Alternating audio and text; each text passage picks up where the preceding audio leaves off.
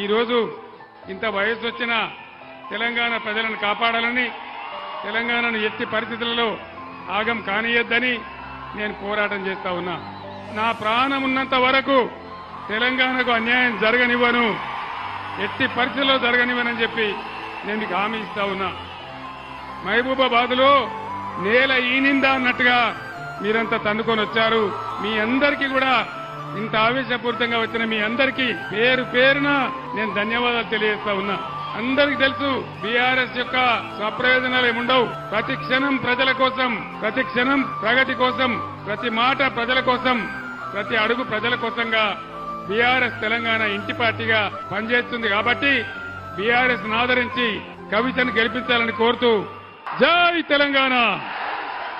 Car గుర్తుకే, car గుర్తుకే, జై తెలంగాణ.